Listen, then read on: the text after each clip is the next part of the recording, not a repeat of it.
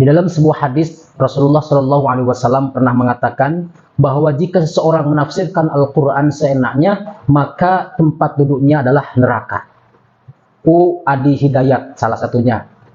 Yang saya lihat dari hasil belajarnya Wahabi Salafi ini, Khawarij ini, mereka hanya sebatas mencela, mencaci, berani memasukkan orang ke neraka, dan memvonis orang itu musyrik.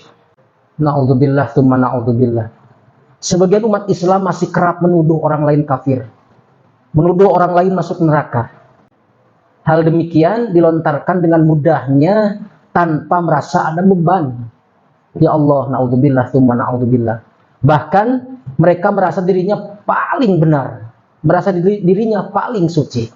Padahal Ahlus Sunnah wal Jamaah membedakan antara hukum umum bahwa orang mukmin itu di surga dan orang kafir itu di neraka. Dengan hukum spesifik bahwa individu tertentu itu di surga atau di neraka. Adapun hukum secara umum, maka Ahlus Sunnah wal Jamaah meyakini bahwa orang mukmin itu di surga dan orang kafir itu di neraka. Itu menurut umum atau secara umum, teman-teman. Banyak sekali dalil yang berbicara tentang hal tersebut. Bahkan ini termasuk perkara al-ma'lun minaddin bid-darurah, yakni perkara yang diketahui secara terang benderang, baik oleh para ulama ataupun oleh khalayak ramai atau disebut masyarakat awam, teman-teman. Bahwa banyak sekali dalil yang menjelaskan tentang orang mukmin itu di surga. Itu menurut secara umum. Dalam Quran surah Al-Bayyinah, Allah Subhanahu wa taala menjelaskan, "Innal ladzina amanu wa 'amilus shalihat ulaika hum khairul bariyah. Jazaohum 'inda rabbihim jannatu 'adnin tajri min tahtihal anhar khalidina fiha abada. Radhiyallahu 'anhum wa radu'an. Dzalika liman khasyya rabbah."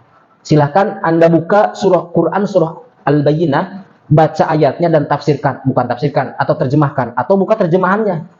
Kemudian bagi orang kafir pun seperti itu. Di ayat sebelumnya Allah mengatakan, "Innal ladzina kafaru min ahlil kitabi wal musyrikin fi nari jahannam khalidina fiha. Ulaika hum syarrul bariyah." Itu sudah jelas, itu menurut secara umum.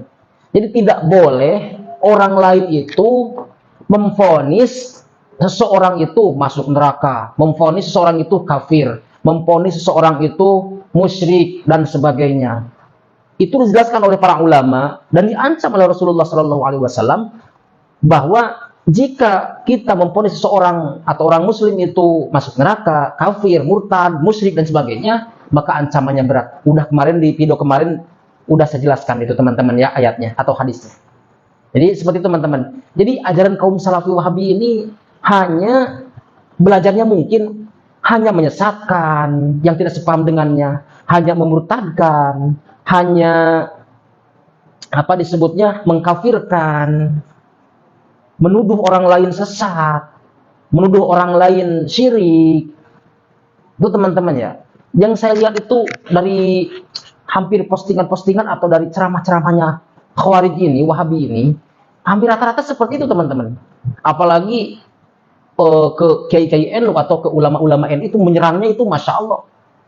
Sudah masif gitu, teman-teman, ya. Kiai NU diserang oleh orang-orang Khawarij ini, orang-orang Wahabi ini. Dan sekarang terjadi lagi kepada ulama Muhammadiyah, teman-teman.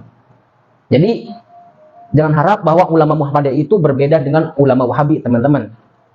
Ya, Wahabi itu sama Muhammadiyah berbeda sekali, walaupun agak ada mirip-miripan. Maka daripada itu, wayahna Muhammadiyah harus bersih-bersih dari virus-virus Wahabi. Seperti itu, teman-teman. Semoga Allah Subhanahu wa taala meridhoi kita. Amin ya Allah ya rabbal alamin. Barakallahu fikum.